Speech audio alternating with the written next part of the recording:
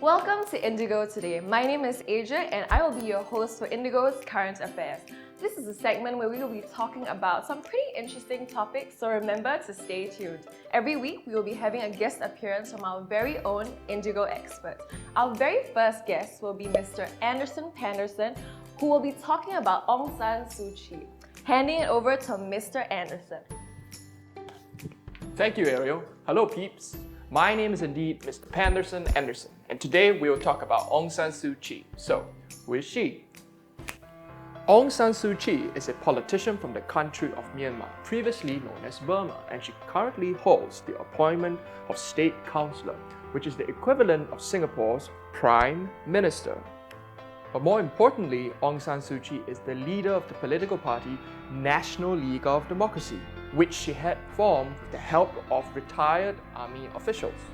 In the 1990 elections, the National League of Democracy won 81% of the seats in parliament, but the results were nullified because the military government refused to hand over political power. She would then remain in house arrest for the next 15 years of her life. But despite her house arrest, Aung San Suu Kyi and her party refused to comply with the demands of the government. In 2010, they even boycotted an election as an act of protest against the military.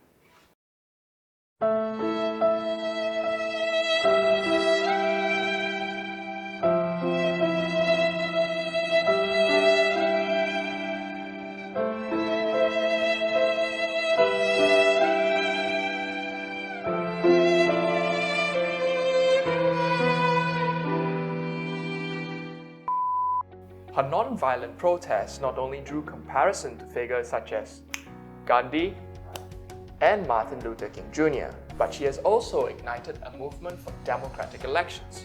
As a result, in 2015, her popularity led to her landslide victory at the elections. Why is she significant? Aung San Suu Kyi's actions were important in allowing Myanmar to transit from a military government to a partial democracy. But more importantly, it is also a good example that demonstrates how peaceful protest can bring about real political change. That is all for today's segment. Handing it back to you, Bobby.